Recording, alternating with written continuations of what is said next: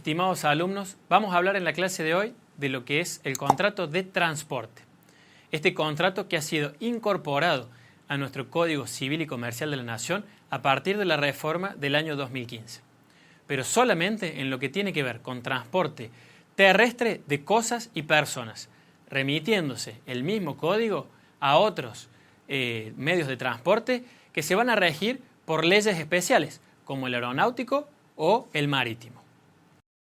Vamos a ver en un primer momento que estamos encuadrados dentro de lo que es la naturaleza de la obligación de resultado, no ya de medios. Y esto resulta sumamente importante porque las obligaciones que tiene el transportista, sea de cosas o de personas, es del traslado en condiciones de seguridad y custodia de las personas y las cosas que está transportando.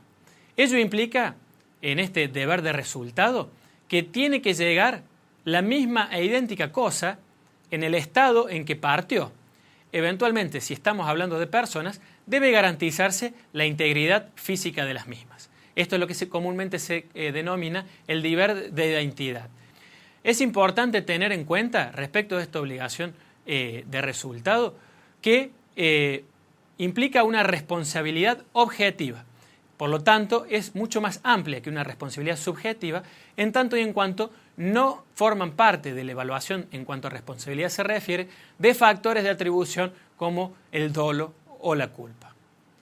Tengamos presente respecto del transporte de personas que debemos colaborar el transportista con aquellas actividades de embarco y desembarco, que ello implica también en la órbita del contrato las responsabilidades que podría llegar a incurrir. Por definición, el contrato de transporte es aquel contrato por el cual una persona, el transportista, se obliga a trasladar a una persona o una cosa de un lugar a otro por el pago de un precio. ¿Qué es lo importante respecto de este contrato? Sobre todo respecto del traslado de mercaderías. Si bien no es un instrumento obligatorio, resulta sumamente relevante la carta de porte.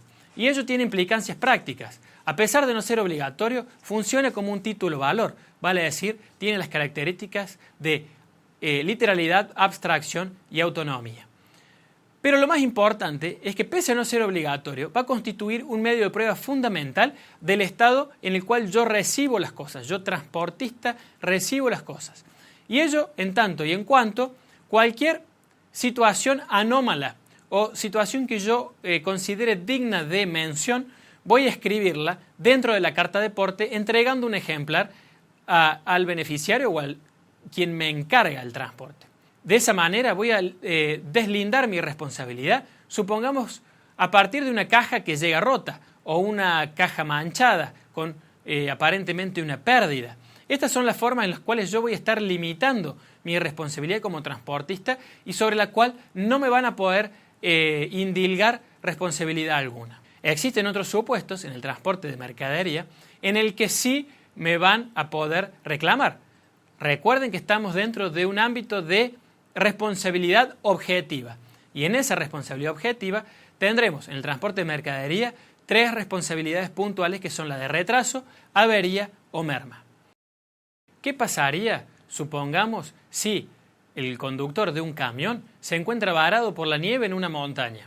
Bueno, la ley le da la solución.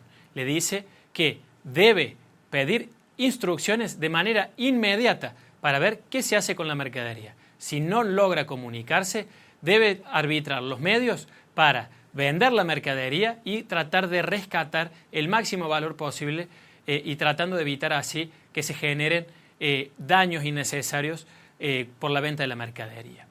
Pero como vemos es una situación objetiva y esta es excepcional y está prevista específicamente por la ley. Respecto de la avería, habrá que ver en qué condiciones llega la mercadería y si cuenta con el daño, le permite que sea apta para su uso o no. Estas son algunas de las cuestiones relevantes en cuanto al contrato de transporte, que recuerden, se trata de obligaciones de resultado y su responsabilidad es objetiva. Los invito ahora a realizar la siguiente actividad.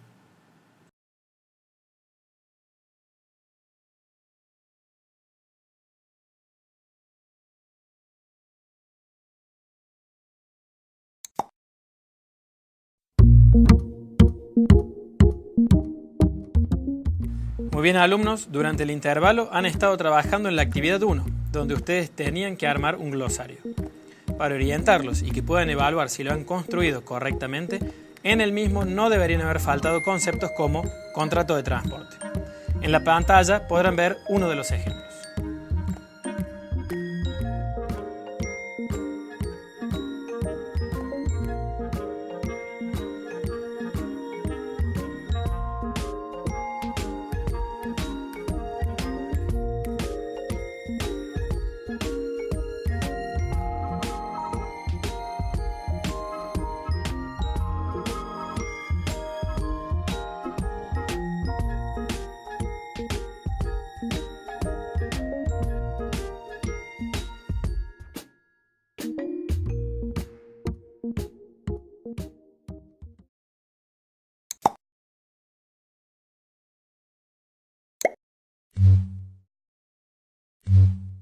Estimados alumnos, vamos a hablar ahora del contrato de seguro.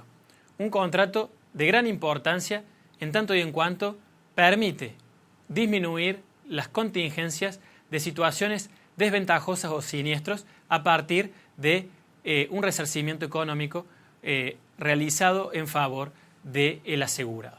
Vamos a ver que el contrato de seguro está básicamente enfocado en algunos aspectos centrales como son las estadísticas, la mutualidad y la masividad.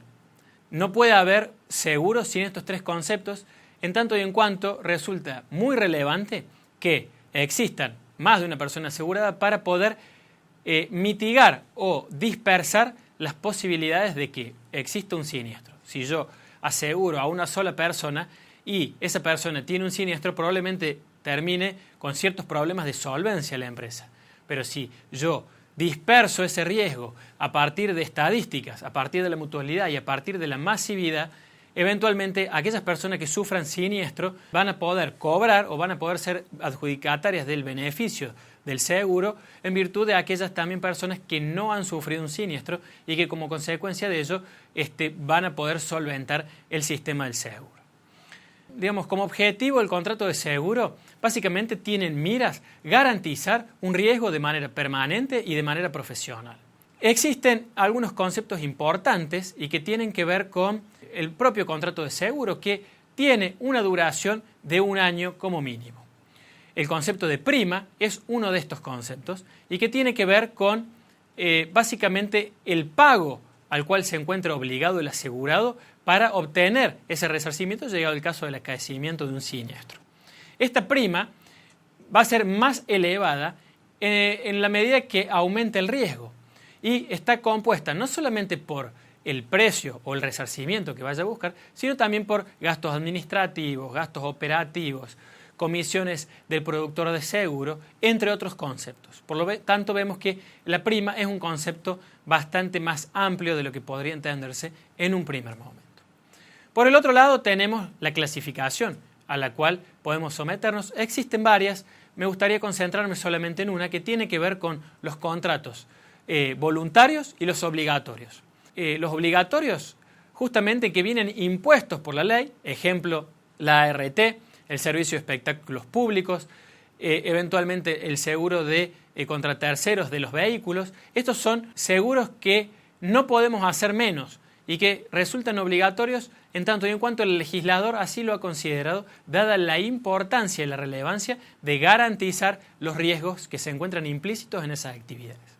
Del otro lado tenemos los voluntarios, que no implican obligatoriedad, como su nombre lo indica, sino mera voluntad, y que van desde un seguro de vida, un seguro de la casa o un seguro de las piernas para los futbolistas, por ejemplo. Los invito ahora a realizar la siguiente actividad.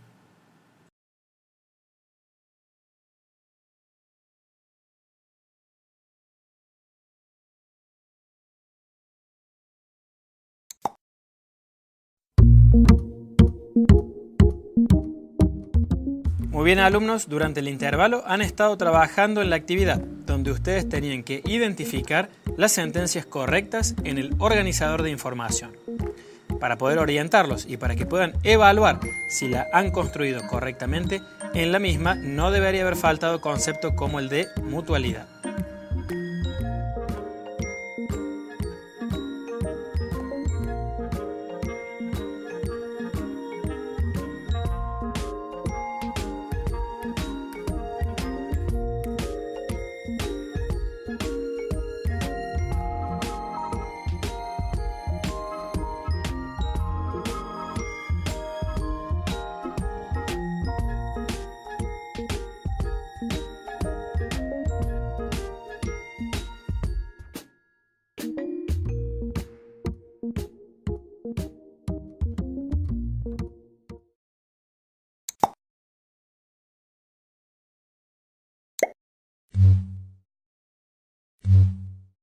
vamos a hablar de los contratos de servicios profesionales. Contratos que tienen que ver no solamente con la contratación de un abogado, un contador o un ingeniero, sino también con un gasista, con un plomero, con alguien que se dedica al aire acondicionado. Estos son contratos que se utilizan cotidianamente y que revisten ciertas características que son dignas de mención. Un servicio profesional, es un contrato en donde tenemos el profesional y el cliente. Ya de arranque tenemos esta discusión sobre quién es un profesional. Si es un profesional solamente aquel que tiene un título habilitante, si es aquella persona que es idónea en alguna cuestión, o bien si nos encontramos en una postura intermedia en donde, tiene un permiso o habilitación, ya sea universitario o intermedio, pero que le habilita este permiso o habilitación justamente a realizar la tarea que se le encomienda. Cuando hablamos de un servicio, de una contratación de un profesional, estamos hablando de un contrato con características intuito personae. Acá se elige a una determinada profesional que tenga características particulares, características personales que hagan que nosotros elegimos a esa persona y no a otra. Dentro de lo que es la labor que tiene que llevar adelante y que reviste justamente las características de su especialidad contra el pago de un honorario, y esa sería la definición misma del contrato, esta relación entre profesional y cliente en donde el profesional debe llevar adelante una labor propia de su especialidad por el cambio de un precio, en este caso un honorario, tenemos que tener en cuenta que esa labor genera también deberes principales que tienen que ver con la realización, con la prestación del servicio en tiempo y forma, pero también con algunos deberes secundarios que se relacionan directamente con esta relación contractual establecida entre las partes. Entonces, más allá de la relación establecida entre profesional y cliente con esta obligación de realizar la labor en tiempo y forma, tenemos otras cuestiones. La más importante de ellas es el deber secundario de información. Este deber de información implica necesariamente que el profesional brinde, dentro de sus capacidades y de su conocimiento, la total información que tenga presente respecto de su labor, y ello para que el cliente pueda tomar las decisiones pertinentes, adoptar las medidas que corresponda que sean útiles y llevar adelante de esa manera la mejor labor posible por parte del profesional. Este derecho de información tiene que ser inmediato, no tiene que haber ningún tipo de dilación, puesto que alguna variación sustancial que podría darse en la relación puede generar algún tipo de problema o responsabilidad entre las partes. Otra de las cuestiones es el secreto profesional. Este profesional o la persona interviniente tiene que guardar, no solamente él, sino también sus dependientes, y para ello se suelen establecer contratos de confidencialidad. Deben garantizar que la información a la cual tengan acceso de manera directa o indirecta también esté protegida y que no genere filtraciones que podrían dañar o generar algún tipo de perjuicio económico o disvalioso en general para con el cliente. Otros deberes secundarios importantes son el deber de colaboración propio de toda relación contractual, así como también el deber de custodia, el deber de cuidado y el deber de actualización permanente que corresponde a todo profesional serio que busque mantenerse dentro del mercado y que sea digno de llevar con altura ese nombre. Y ahora, estimados alumnos, los invito a realizar la siguiente actividad.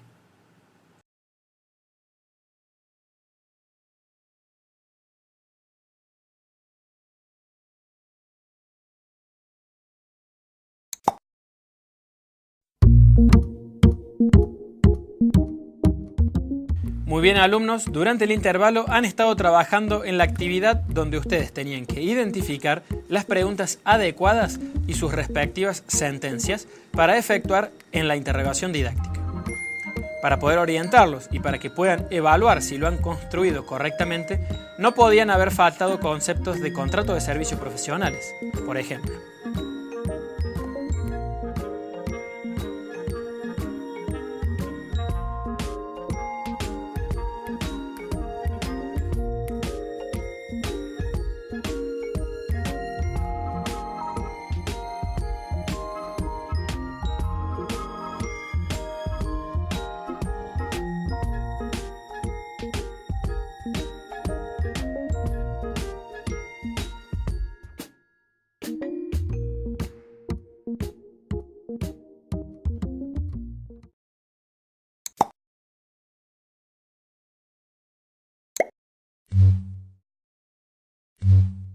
Muy bien, alumnos, vamos a hablar ahora de dos contratos en particular.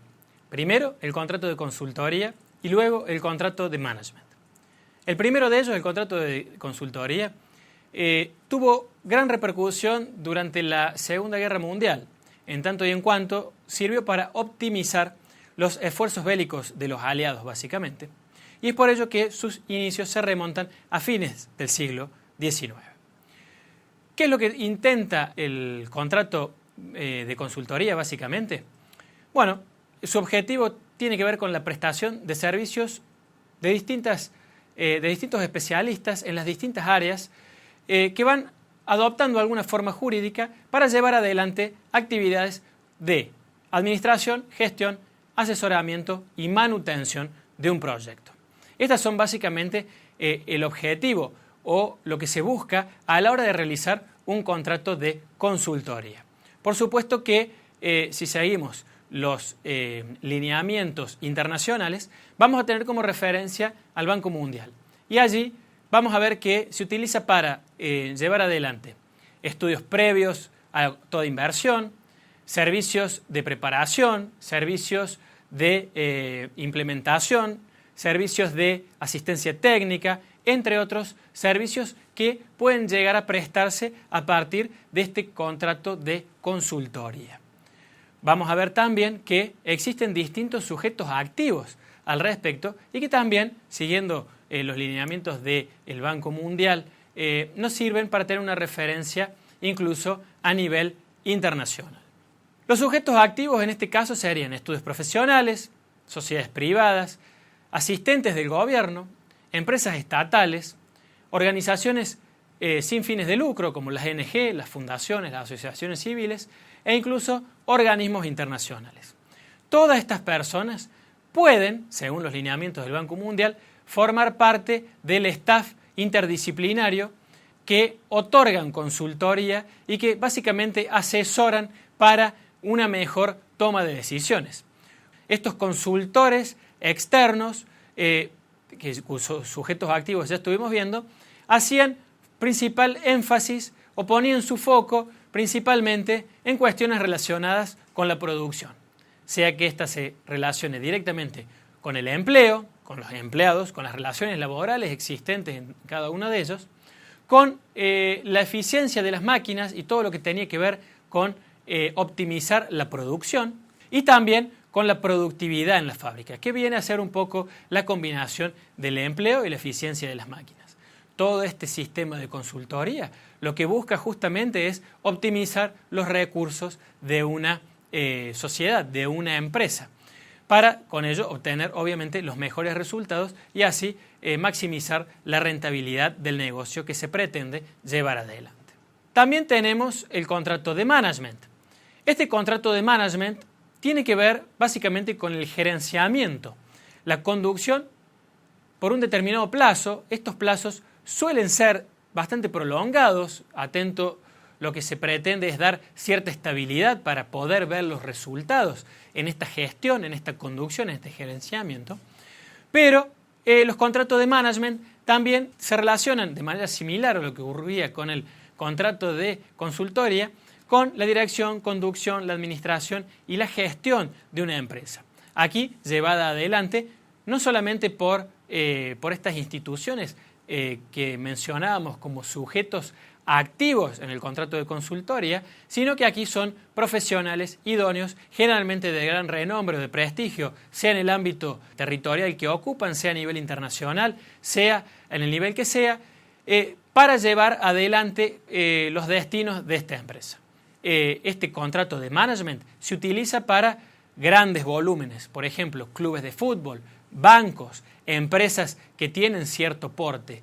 ¿Por qué? Porque justamente al otorgar este plazo prolongado, lo que se busca también es dar el tiempo necesario para que estas personas puedan desarrollar sus habilidades a lo largo de este contrato por esta vigencia de plazo que recuerden suele ser prolongado y de esa manera también lograr optimizar los recursos de la empresa, maximizando también su rentabilidad. Estimados alumnos, ustedes ya cuentan con los conocimientos suficientes para realizar la actividad integradora.